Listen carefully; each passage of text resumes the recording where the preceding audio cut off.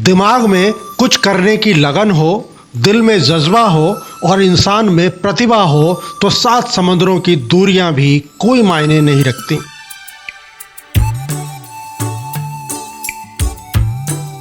यही साबित किया है हल्द्वानी की वर्तिका पाठक ने। नमस्कार, मैं हूं तेजपाल नेगी और आप देख रहे हैं सीएनए टीवी की विशेष पेशकश न्यू इंडिया यंग इंडिया। यह कहानी है उस लड़की की जिसके पढ़ने लिखने की उम्र में उससे माँ का आंचल छिन गया। बूढ़ी दादी, पिता और छोटा भाई और इन सब की ढेरों जिम्मेदारियां। लेकिन 16 साल की लड़की ने परिस्थितियों के सामने हार नहीं मानी और अपनी लगन की लौ को जलाए रखा।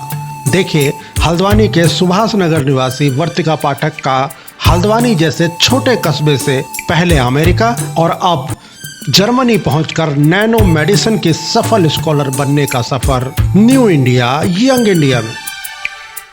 नाम वर्तिका पाठक, काम नैनो मेडिसिन पर शोध, वर्तमान कार्यक्षेत्र RWTH यूनिवर्सिटी आँखिन जर्मनी। बस इतना परिचय ही काफ़ी है हल्द्वानी वासियों के लिए गर्व और युवा पीढ़ी के मोटिवेशन के लिए। वर्तिका किसी संपन्न परिवार में पैदा नहीं हुई। उन्होंने जो कुछ भी अभी तक हासिल किया है उसे अपने परिश्रम और जज्बे के बल पर हासिल किया है। मैंने स्कूलिंग जो LKG UKG वो हल्द्वानी से ही किया है। अपना टिक्कू मॉडर्न घर के पास स्कूल था और फिर पापा का जॉब था तो पापा शिफ्ट हो गए थे गाज़ियाबाद, तो वहाँ पे इंग्राहम इंस्टीट्यूट है senior secondary school, 1st to 6th वहाँ से मेरी पढ़ाई हुई। उसके बाद हम लोग वापस हल्द्वानी शिफ्ट हुए और 7th to 10th मैंने DAV सेंटिनरी पब्लिक स्कूल से किया और 11th 12th मैंने सेंट पॉल्स काठगोदाम से किया है। हल्द्वानी के सुभाष नगर में रहने वाले धीरज पाठक के 2 बच्चे हैं, वर्तिका और वर्तुल। वर्तिका बड़ी हैं, बचपन वैसा ही गुजरा जैसे आम मध्यम वर्गीय भारतीय परिवारों में बच्चों का गुजरता है। भाई बहनों के बीच लड़ाई झगड़े और फिर वही मान मनव्वल। लेकिन यह सब लंबा नहीं चल सका। वर्तिका 16 साल की रही होंगी कि उनकी माँ का देहावसान हो गया। मुश्किल तो बहुत था क्योंकि घर में बूढ़े दादी थे और ये रहता था कि घर के काम भी करने हैं और अपनी पढ़ाई भी करनी है, तो कहीं ना कहीं मुझे लगता है कि समय का टाइम मैनेजमेंट बहुत ज़रूरी था। तो मैं सुबह उठ जाती थी 4 या 5 बजे करीब, अपना थोड़ी देर पढ़ाई करके फिर स्कूल गए, तैयारी करी और आके थोड़ी देर आराम किया, फिर घर के काम किए, अपना किचन में खाना पीना सब कुछ जो भी रहता है, उसके बाद अपना यही रहा। तो टाइम मैनेजमेंट बहुत ज़रूरी है। लेकिन पढ़ाई में रुचि थी तो वो कभी लगा नहीं कि मैं कुछ उसमें एफर्ट ले रही हूँ, तो वो अच्छा लगता था उस समय सब कुछ, और घर में दादी की मदद करना भी अच्छा लगता था, तो हो गया सब। घर में महिला के नाम पर बूढ़ी दादी रह गई और जवान के नाम पर वर्तिका। पत्नी के इस तरह आधी राह में छोड़ जाने के गम में डूबे पिता की संभाल और किशोरावस्था में प्रवेश कर रहे छोटे भाई की देखरेख वर्तिका ने सारी जिम्मेदारियां बखूबी निभाई और साथ में जारी रखी अपनी पढ़ाई। पढ़ने में तो ये पहले से ही ठीक ठाक थे और दूसरी चीज़ ये है कि नया आयाम मिला पढ़ाई का, तो फिर एक नई दिशाएं मिलती चली गई। पिता होने के नाते मैंने भी जो है इस चीज़ में उनको हमेशा एनकरेज किया कि ठीक है आप करो। जिस रास्ते पे भी वो जाना चाहते थे, जिस रास्ते पे भी पढ़ना चाहते थे, जो भी पढ़ना चाहते थे, जो सुविधाएं संभव हो सकती थी वो सभी सुविधाएं इनको उपलब्ध कराई। वर्तिका को इनकरेज करने के लिए सबसे ज़्यादा जो उसमें सपोर्ट मिला वो उसकी दादी का है। दादी ने ही जो है उनको बच्चों को एक तरह से पाला पोसा बड़ा किया, क्योंकि इनकी माताजी की मृत्यु के बाद, यानी मेरी पत्नी की मृत्यु के बाद ही जो है मेरी माँ यानी बच्चों की दादी ने ही जो है पूरे परिवार को संभाल के रखा और इन दोनों बच्चों की परवरिश, इनकी शिक्षा और इनके लिए दिया।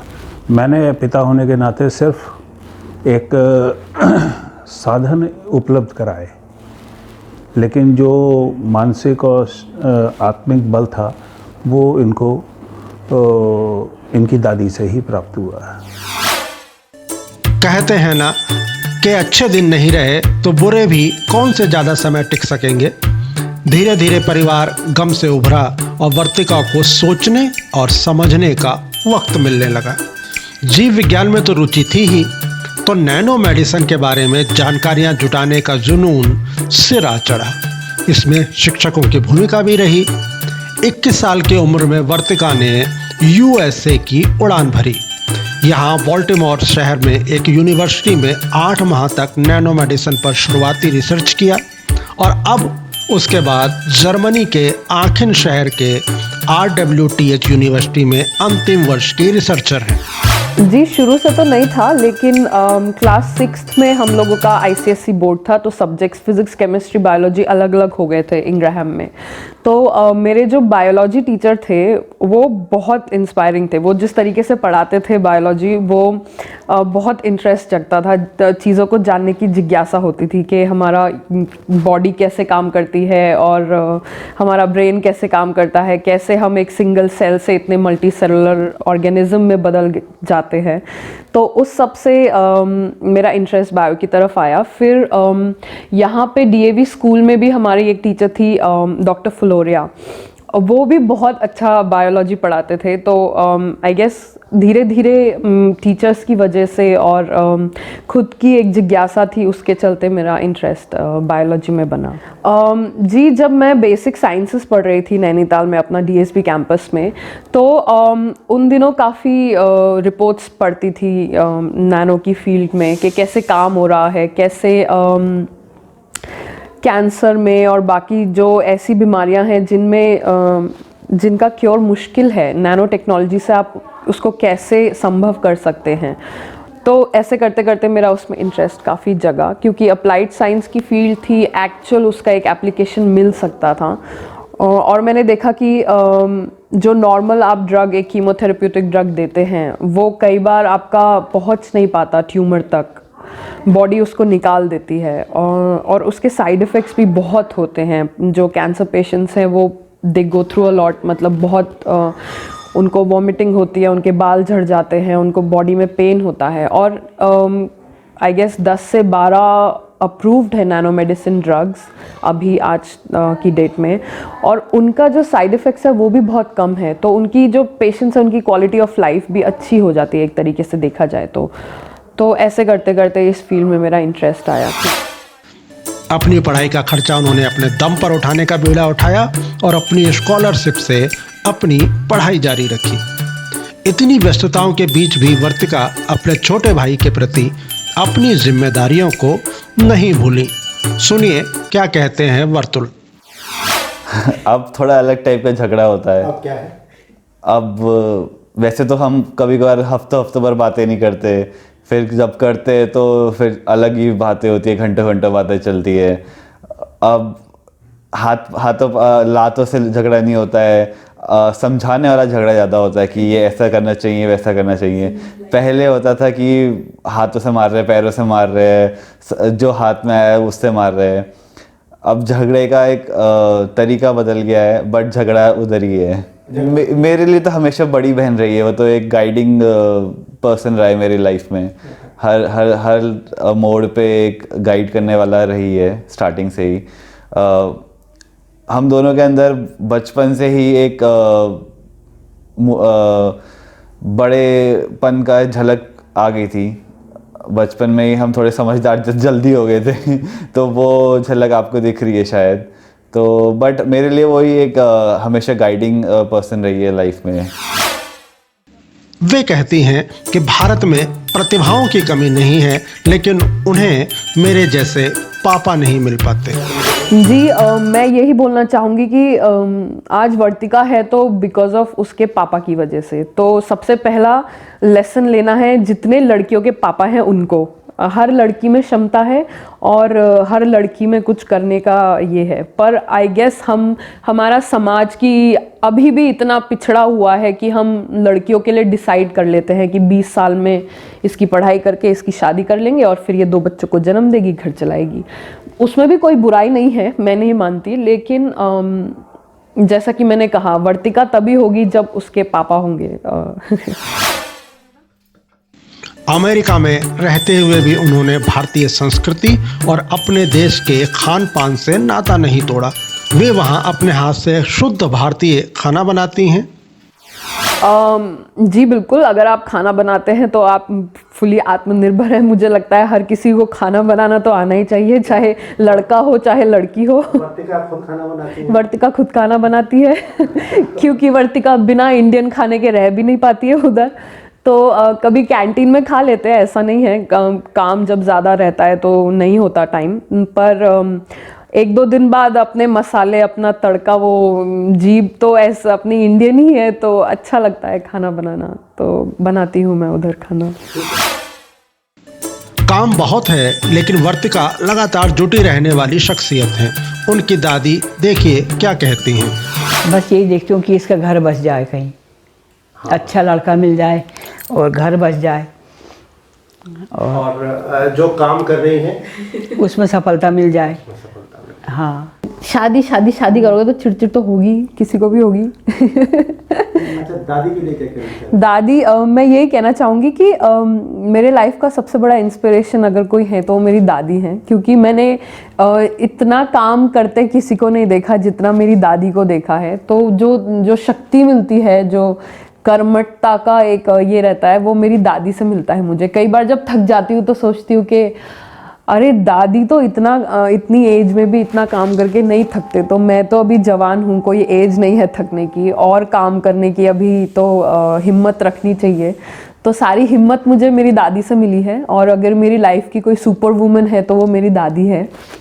और आई गेस बहुत बड़ा दादी की दुआओं का असर है, क्योंकि हर छोटी बड़ी चीज़ के लिए वो रोज़ प्रे करते हैं भगवान से, तो उसका कहीं ना कहीं असर पड़ता ही है आपके जीवन में।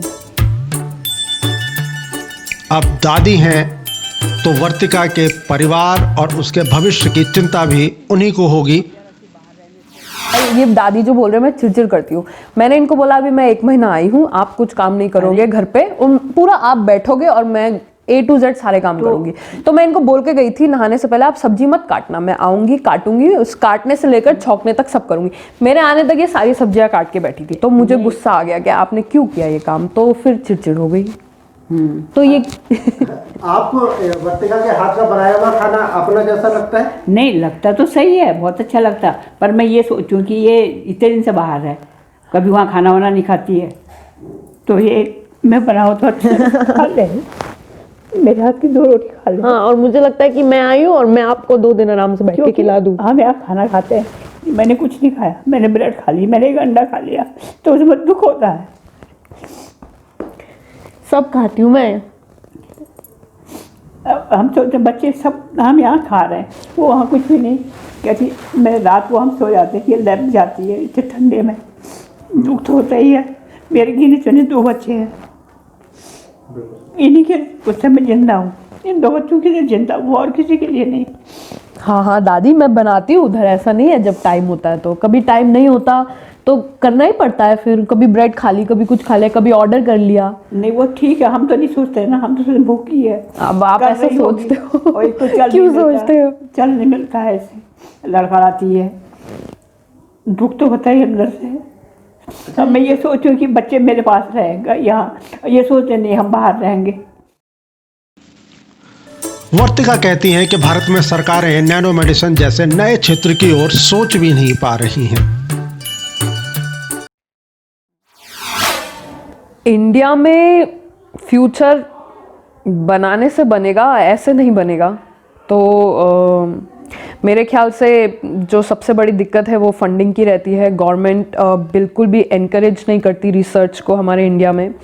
कॉलेजेस धड़ल्ले से खुले जा रहे हैं, बच्चों को बस बकरों की तरह वहाँ पे बैठा के पढ़ाया जाता है, जिज्ञासा उनमें जगाई नहीं जाती है। बचपन से ही टीचर्स का बहुत बड़ा रोल होता है, जैसे कि मैंने कहा, थोड़ा उस पर भी ध्यान देना चाहिए कि क्लास में जो टीचर पढ़ा रहा है वो क्या पढ़ा रहा है। वर्तिका का कहना है कि भारत में नैनो मेडिसिन का भविष्य फिलहाल दिख नहीं रहा है। यहाँ के हिसाब से फ्यूचर प्लानिंग तो कर नहीं सकते। हाँ, यहाँ के मिट्टी से जुड़ाव जरूर है, इसलिए हालात देखकर दुख होता है। जी, मैं मेरे फाइनल ईयर में हूँ और मैं अपनी 2 पेपर्स हैं उनको फाइनलाइज कर रही हूँ, क्योंकि ये मुझे चाहिए ग्रेजुएट होने के लिए, और साथ ही साथ अपनी थीसिस भी लिख रही हूँ। तो मेरा जो काम है वो अर्ली डिटेक्शन है अभी इमेजिंग के ऊपर, कि हम कैंसर को या जो इन्फ्लेमेटरी डिजीज़ेस होती हैं उनको जल्दी कैसे पता लगा सकते हैं इमेजिंग के थ्रू, जैसे कि हो गया अल्ट्रासाउंड, हो गया आपका MRI, हो गया CT हो गया। तो इस पे मेरा काम चल रहा है मॉलिक्यूलर इमेजिंग पे। काफ़ी प्री क्लिनिकल है, अभी चूहों में शोध हो रहा है। मे बी आज से 10 से 15 साल बाद आप इसको ह्यूमंस में देखेंगे, क्योंकि इतना प्रोसेस नॉर्मल है चीज़ों का। तो ये अभी स्टेज चल रही है। हमें बहुत पीछे जाना पड़ेगा अगर हम देखें तो। फ़र्क तो बहुत सारे फ़र्क हैं। हालांकि इंसान सब जगह एक ही देखे मैंने। मैं US में भी गई तो भी वही है इंसान, और जर्मनी में भी गई तो वही है। वहाँ पे सोशल सिक्योरिटी है लोगों के पास, तो उनको पैसा शाम को टेबल पे लाना है उसका डर नहीं है। अगर आज आपकी जॉब भी चली जाती है, आप अनएम्प्लॉयड हो जाते हैं, तो सरकार आपको 800 यूरो कुछ महीने का देती है, या फिर आपको आत्मनिर्भर बनाने के वहाँ प्रोग्राम्स चलते हैं। जैसे आज मेरी जॉब चली गई तो कुछ टाइम तक सरकार मुझे पे करेगी, ताकि वो काफ़ी रहता है 800 यूरो आपका, अच्छा आप लाइफ जी सकते हैं उधर। और फिर मुझे ऐसी ट्रेनिंग दी जाएगी जिससे मैं 3 से 4 महीने की ऐसी ट्रेनिंग होगी जिससे कि मैं आगे जॉब्स के लिए अप्लाई करूं, और चांसेस बहुत हाई हो जाते हैं कि आपको आगे जॉब मिल जाएगी, तो आप आत्मनिर्भर बनेंगे। तो जो मुझे लगता है सोशल सिक्योरिटी है उधर, हेल्थ सिक्योरिटी है उधर, लोगों का इलाज सरकार फ्री में करती है, एजुकेशन फ्री है, स्पेशली जर्मनी में। नहीं कर सकते, ये सिर्फ बोलने की बातें हैं। हमारा युवा आज धर्म जाति के नाम पे बटा हुआ है, तो अगर वो इसी में ही डूबा रहेगा तो वो कभी ना खुद के बारे में सोच पाएगा ना देश के बारे में सोच पाएगा, पहली बात। दूसरी बात ये कि अगर बिल्कुल कर सकता है, हमारे युवा में अगर टैलेंट है तो वो बहुत बचपन से ही उसको हमें लाना पड़ेगा। तो उसके लिए सरकार का बहुत बड़ा रोल है। ऐसे प्रोग्राम्स बनाने पड़ेंगे, ऐसी स्कॉलरशिप्स निकालनी पड़ेगी जिससे वो बच्चों को आगे मदद मिल सके, क्योंकि अभी सारा ब्रेन ड्रेन हो रहा है। हमारा टैलेंट उधर जाके अच्छा काम कर रहा है, वही टैलेंट यहाँ पे क्यों नहीं कर पा रहा है। तो ये सोचने वाली बात है, क्योंकि फैसिलिटीज़ नहीं है।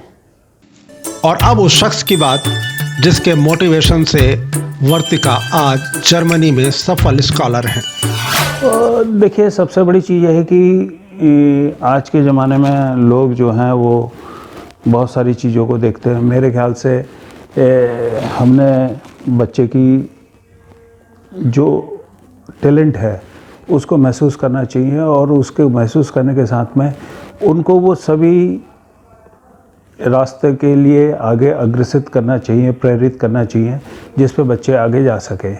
और घर पे बैठ के, अकेले बैठ के, या शादी कर देना, या सिर्फ एक सांसारिक जो भी कर्तव्य हैं उनका निर्वहन ही काफ़ी नहीं होता।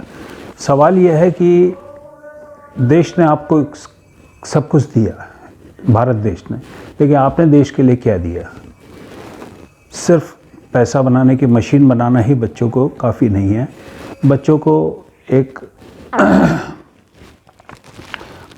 एक अपने शिक्षा के साथ उनको जिम्मेदार नागरिक और उनको आगे के अवसर देना।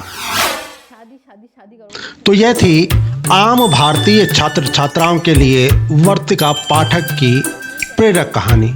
आपको हमारा कार्यक्रम कैसा लगा नीचे कमेंट बॉक्स में जाके कमेंट करें, और हमारे चैनल को सब्सक्राइब करते हुए बगल में लगे बेल आइकन को दबाना ना भूलें, ताकि आपको हमारी हर नई वीडियो मिले सबसे पहले।